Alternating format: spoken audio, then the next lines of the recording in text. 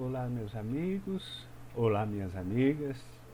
É com muita alegria que aqui nos encontramos mais uma vez para o estudo virtual de uma obra espírita promovido pelo Centro Espírita Antônio de Oliveira, que é presidido pelo nosso companheiro e amigo Wagner, o qual agradecemos pelo convite, que agradecemos pela oportunidade.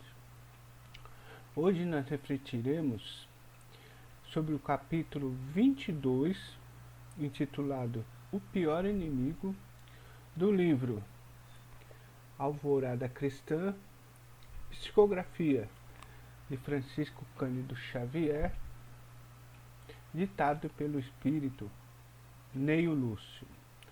Este livro é um livro que geralmente utilizamos juntos ao aprendizado dos jovens nas casas espíritas, mas, no entanto, eles servem também para nós, adultos.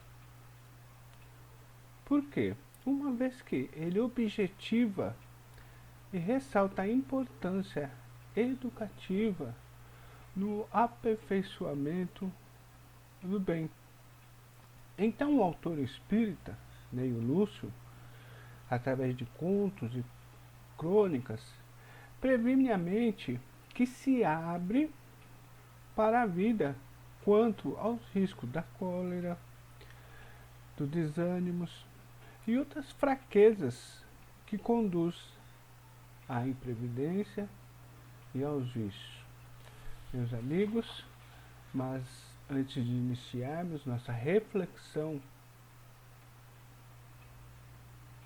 desse estudo, convido a todos para que unamos nossos pensamentos, nossos sentimentos, em gratidão a Deus nosso Pai Criador, por mais esta oportunidade de vida, por mais essa oportunidade de estarmos aqui, reunidos em nome de Jesus. E assim nós agradecemos o mentor da casa, Antônio de Oliveira, pela oportunidade. E vamos também pedindo para que todos os benfeitores, amigos aqui presentes, ao nosso mentor individual, que nos inspire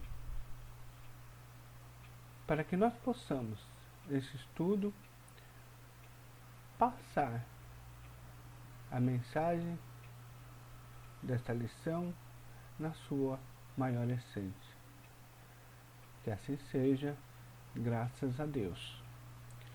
Então, neste capítulo 22 do livro Alvorada Cristã, intitulado O Pior Inimigo, o autor espírita nos chama a refletir sobre a questão da influência que sofremos e que muitas vezes nem imaginamos de onde essa influência parte.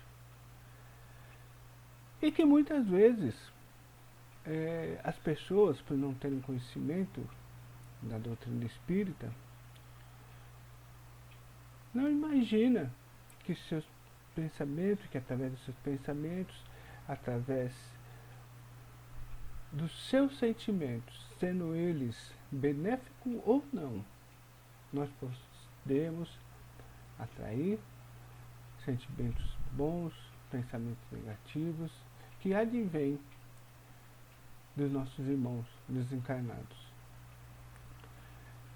E não deixem de nos ouvir até o final, ou não deixem de ler esse capítulo 22 até o final, pois é no final que o autor aborda uma série de questionamentos que são sugeridos e dos quais, muitas vezes, entre essas sugestões, muitas pessoas não encontram respostas para tais questionamentos. Mas, hoje, nesse nosso estudo, nós vamos procurar, com o auxílio dos benfeitores amigos, por intermédio da doutrina espírita, os benfeitores espirituais, trazer a resposta para muitas dessas questões, que conforme nós consigamos entender, contribuirá muito e de certa forma para que nós possamos não acolher sentimentos negativos e saber como lidar com eles, como evitá-los e bem como de onde procede esses sentimentos. Lembrando a todos, né, que a doutrina espírita é o cristianismo revivido, onde através dos benfeitores amigos, através dos espíritos, da pleiade de espíritos, presidido pelo Espírito da Verdade, vem nos trazer muitas informações que até então nós não tínhamos conhecimento. Este capítulo 22 se inicia com o autor espírita, Neio Lúcio, falando de um homem exemplar, de boas qualidades, de bom caráter, de caráter virtuoso. E este homem, grande trabalhador honrado, que vivia feliz entre familiares, companheiros, cultivando o campo, feliz por ser útil, e que a todo momento, por toda essa oportunidade que ele tinha, né, de estar ali trabalhando, tendo um bom convívio com seus companheiros, rendia graças a Deus. E em determinado momento dessa sua vivência, dessa sua vida, este homem cheio de virtudes, esse homem virtuoso e honrado, passou a ser visto pelos grandes inimigos da humanidade, como diz o autor, que decide então investir contra esse homem, objetivando levá-lo à derrota. E de quais grandes inimigos da humanidade será que o autor espírita nos traz o conhecimento que seja? Creio que todos nós, a maioria deles, temos esse conhecimento. E ele está falando da ignorância, da calúnia, da maldade, da discórdia, da vaidade, da preguiça e do desânimo. Então, são esses sentimentos perniciosos que são os quais o autor cita como sendo os inimigos da humanidade. E nós sabemos, com certeza, que realmente o são. Então, conta-nos o autor que a investida contra esse homem, que era um lavrador implacável, inicia-se pelo ataque da ignorância, que começou a cogitar da perseguição, apresentando esse homem ao povo como se fosse uma pessoa, um homem que não cumprisse com as suas obrigações reais, citando como se fosse um homem ambicioso, aproveitador, ou seja, que ele não tinha fé e nem respeito aos bons costumes. Foi aí que começou a primeira investida, através da ignorância. E esse homem virtuoso que era, né, não se deixando levar, né, pelas investidas da ignorância, qual foi a sua atitude? Sereno, calmo, desculpou a ignorância. Surge então agora, para dar continuidade a seu ataque, ao ataque dos inimigos da humanidade, nós vamos ver a calúnia entrando em ação. Astuciosa, que denuncia a autoridade, aquele homem como sendo um homem de conduta questionável, um homem que utilizava do seu anonimato, da sua pouca aparições, para usurpar e para se aproveitar das pessoas. Posto isso, foi submetido a investigações, ao exame vexatório, mas mesmo assim, confiante, um homem de fé. Qual foi a sua atitude mais uma vez?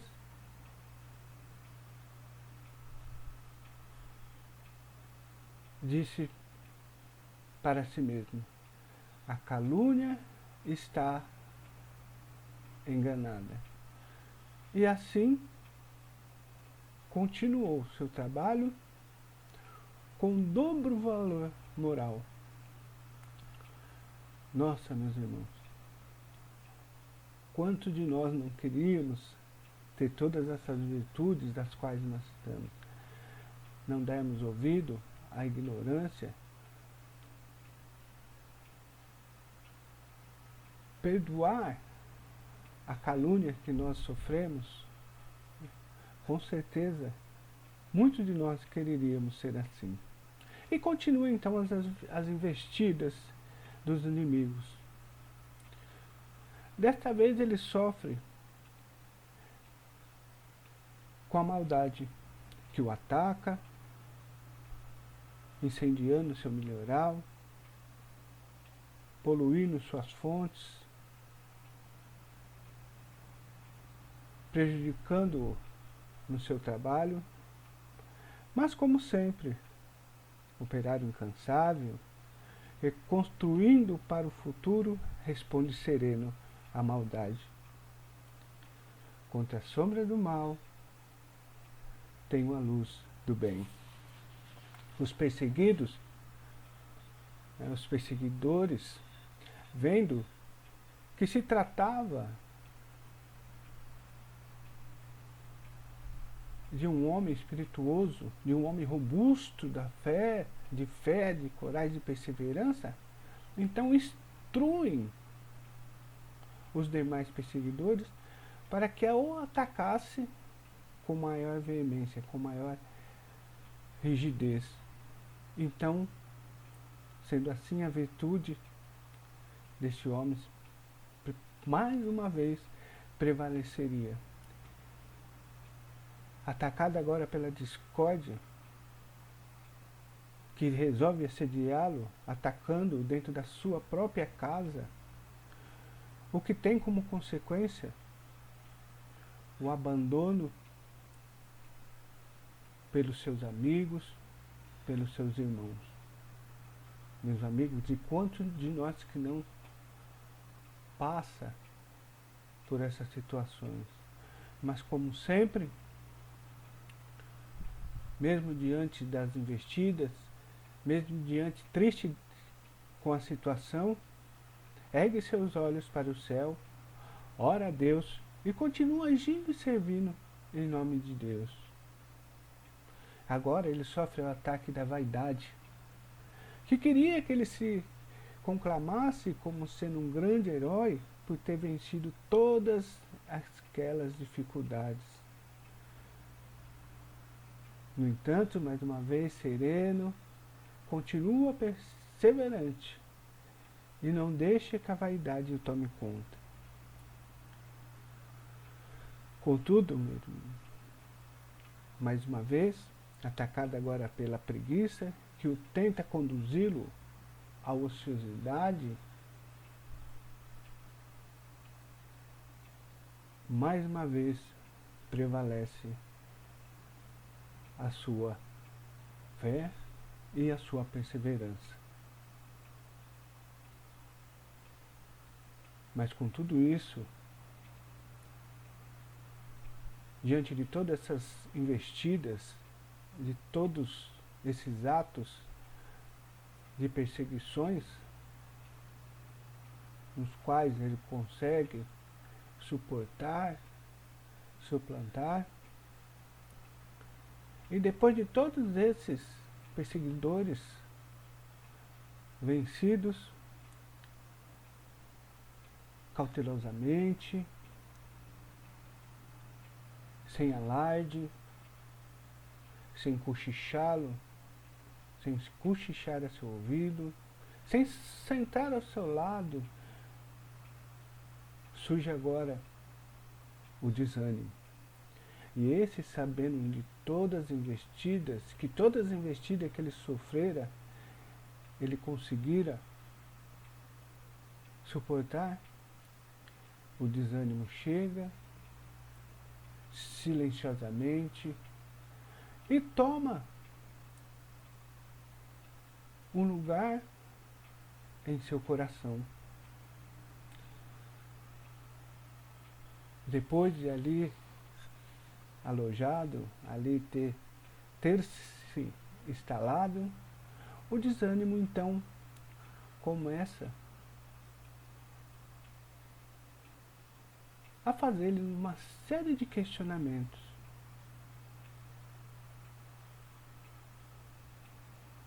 Esforçar-se para quê, meu amigo? Servir para quê? São perguntas, né, vinda do desânimo, que já está instalado em seu coração, que começa a fazer com que ele pense, dê ouvido a essas sugestões. E continua o desânimo. Não vê que o mundo está repleto de colaboradores mais competentes que você? Que razão justifica tanta luta? Quem o mandou nascer neste corpo? Não foi determinação de Deus? Sabe, acaso, o objetivo da sua vida? E a última sugestão, a última pergunta que adentra a seu coração. Meu amigo, tudo é inútil. Não lembra você de que a morte destrói tudo? Já com o desânimo instalado no seu coração, ele começa a pensar em todos os questionamentos. Mas, como muito de nós que não temos respostas para tais perguntas, começa aí a sua derrocada. Então, esse homem forte, valoroso, que triunfara a muitos combates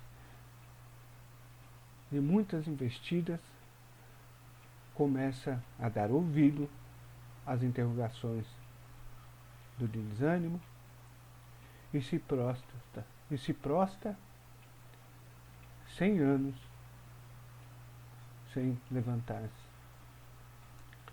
Meus amigos, fazendo um paralelo com dessa história que acabamos de ouvir, quantas são as pessoas valorosas que superam inúmeros desafios, triunfam de muitos combates, mas que, ao permitir que o desânimo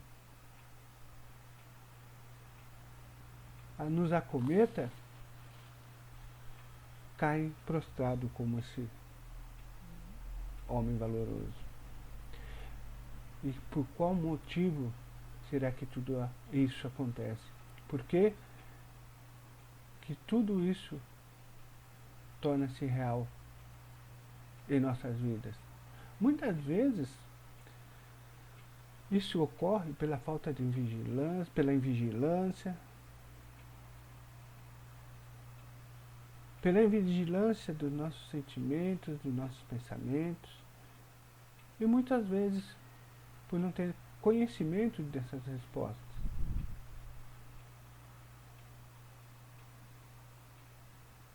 Mas nós temos que entender que somos seres humanos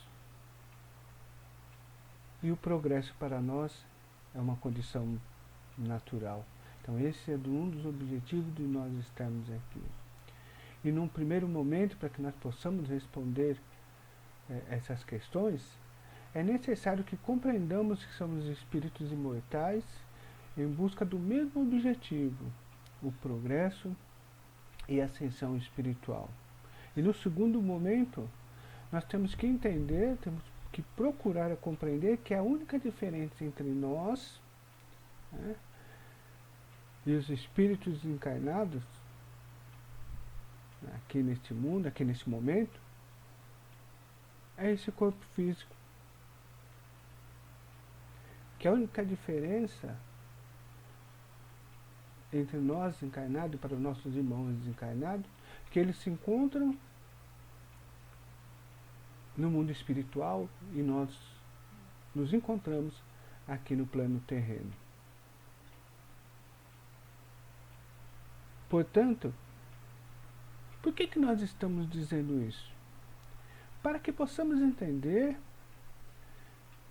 que assim como aquele homem, aquele lavrador firme e virtuoso, nós sofremos constantemente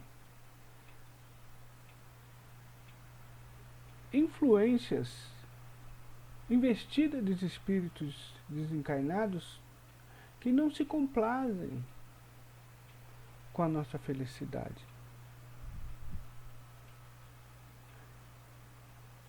Nossos pensamentos, conforme a qualidade que o são, chama para nós todas essas sugestões. Então, meus amigos, no conjunto de nossos pensamentos estão sempre de mistura os que são nossos e os que não são nossos, ou seja, que são dos nossos irmãos desencarnados. Mas tendo em vista que sofremos essa influência, será que existe como distinguir um pensamento sugerido por um espírito bom e um espírito não bom? Já que nós podemos fazer essa distinção, com certeza. E como nós podemos notar na história, em uma das investidas dos inimigos, quando aquele homem foi atacado pela calúnia, que tinha como objetivo que nascesse nele o sentimento de ódio, ele não se deixou levar por aquele sentimento. E ao contrário, trabalhou com dobrado valor moral. Assim também ocorre em nosso dia a dia. Quantas vezes vem aquela vozinha aos nossos ouvidos a nos sugerir que tomamos atitudes ou decisões que não sejam benéficas nem para nós ou não seja benéfico para o outro. Quantas vezes nos são sugeridos, olha, fique com raiva dele, se vingue. Então, esses sentimentos que nos são sugeridos, para que nós sejamos tomados pelo ódio, pela vingança, com certeza não são sentimentos, não são ideias, não são sugestões de espíritos mais esclarecidos.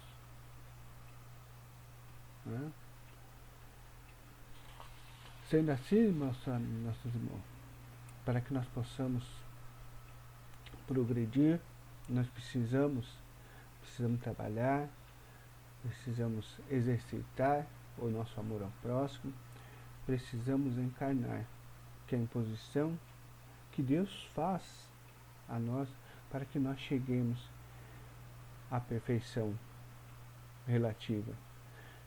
Então, quanto menos nós deixarmos que esses sentimentos adentrem o nosso coração, será de fato de grande importância para nós. Então, quando nós encarnamos, respondendo a pergunta do desânimo, aquele homem, por que ele dava tanta importância ao trabalho, né? Para ele olhar quantas pessoas que tinham maior capacidade que a dele, nós respondemos: todos nós temos uma utilidade nessa vida. Não há trabalho que seja mais importante, que seja mais útil do que o outro. Todos nós temos uma obrigação, todos nós temos a responsabilidade diante das coisas que fazemos, e todo trabalho que fazemos, seja qual for, seja qual profissional que for, é de suma importância para o nosso progresso. Sendo assim, meus irmãos, respondendo a outra questão, por que nós habitamos esse corpo? Por que escolheste esse corpo? Para que nós possamos progredir, é necessário que nós encarnemos. E como nos dizem, como nos trazem a informação, nos trazem informações dos espíritos superiores, o corpo o qual encarnamos, muitas vezes, né, dependendo da nossa condição, da possibilidade de nós termos condição de escolha ou não, são próprias escolhas nossas. E com certeza, esse corpo qual nós habitamos hoje é aquele que é necessário para que nós possamos suplantar, para que nós possamos passar pelas nossas provações nessa encarnação. Mas como que nós podemos, então, nos livrarmos dessas influências más? Primeiro, nós já temos, como acabamos de ouvir, a possibilidade de distinguir os bons pensamentos ou não, sabendo que os bons espíritos só nos aconselham para o bem. Quando nos vêm sugestões que nós sabemos que seremos prejudicados ou que prejudicaremos alguém, com certeza essa sugestão não é do espírito bom. E sendo assim, para que nós possamos vencer também essas sugestões, não deixemos que esses inimigos da humanidade nos vençam. Nós podemos nos livrar dessas influências que procuram nos induzir ao caminho incorreto através da mudança dos nossos pensamentos, dos nossos desejos, pensamentos bons, desejos bons. A qualidade dos nossos pensamentos com certeza indicará a qualidade dos irmãos os quais nós atraímos. E não podemos esquecer da prece.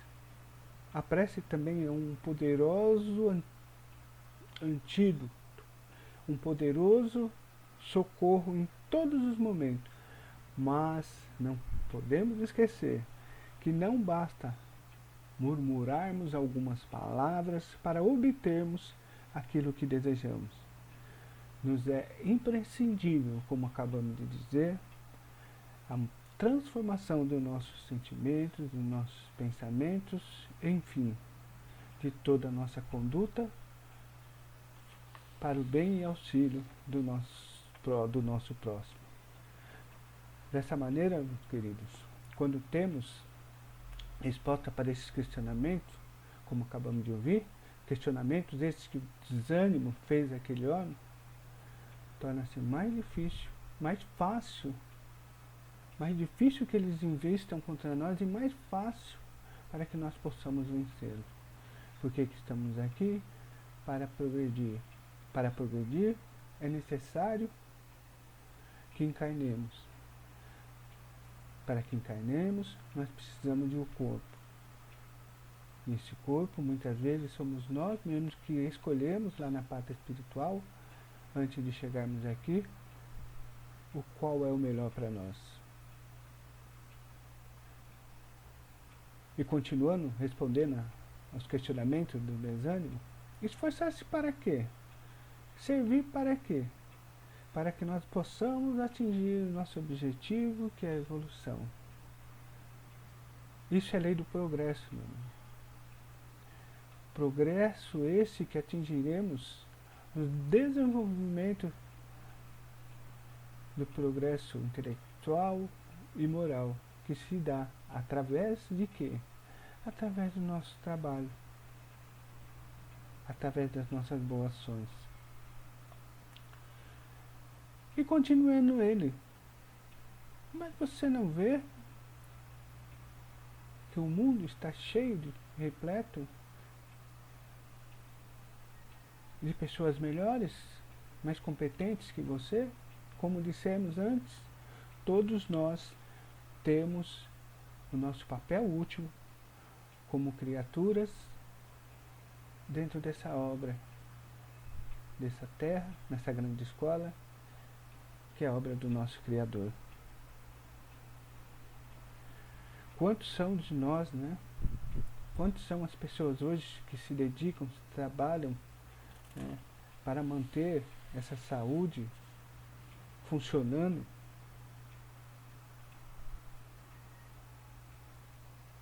Quantos são que ficam ali durante horas e horas ininterruptas, dando de si?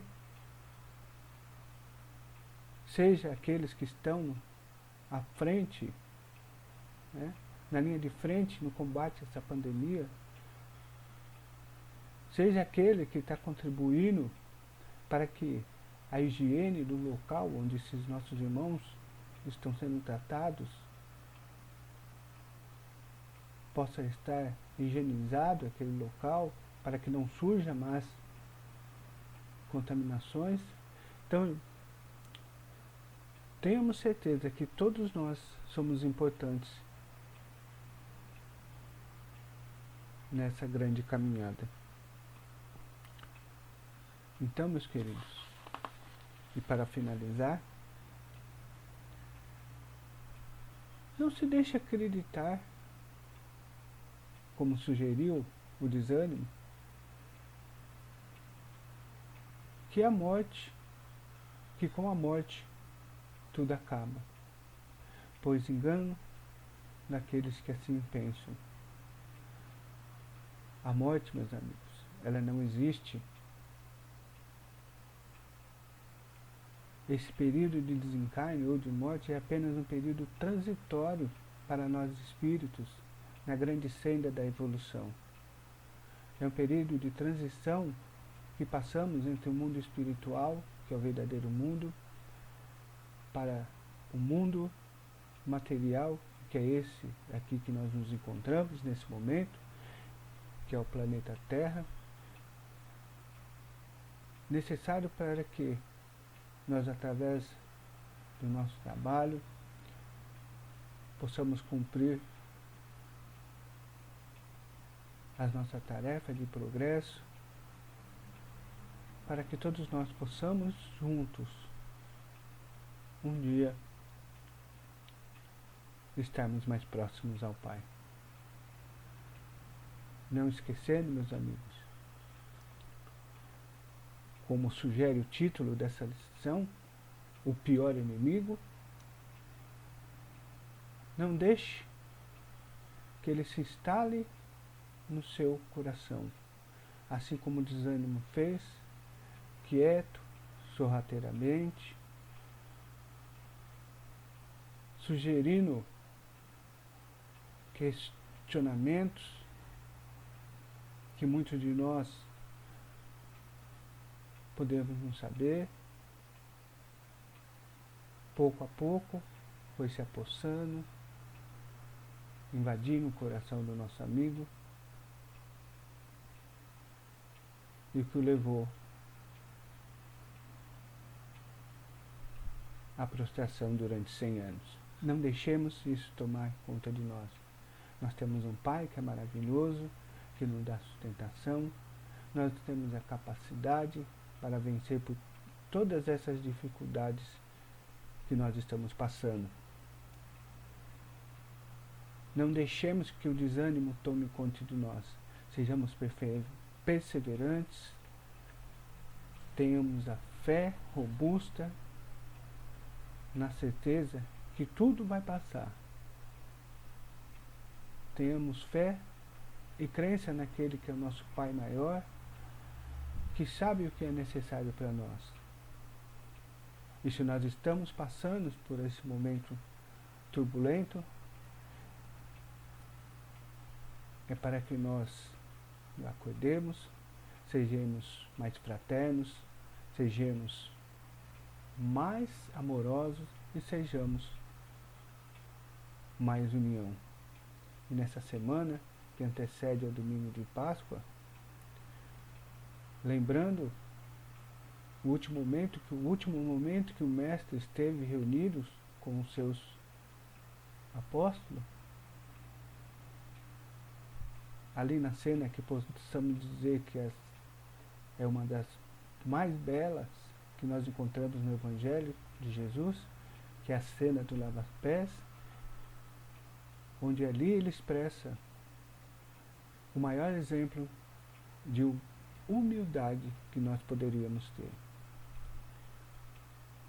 E nos deixou uma grande lição para que nós possamos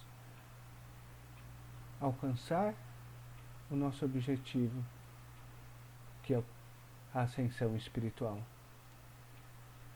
Ele nos diz: vos deixo um novo mandamento. Amai-vos uns aos outros como eu os ameis. Portanto, meus amigos, tenhamos fé, coragem, perseverança, que tudo passa. Que Jesus nos abençoe, que nós possamos ser iluminados e abençoados pelo Mestre Jesus. Graças a Deus e muita paz a todos.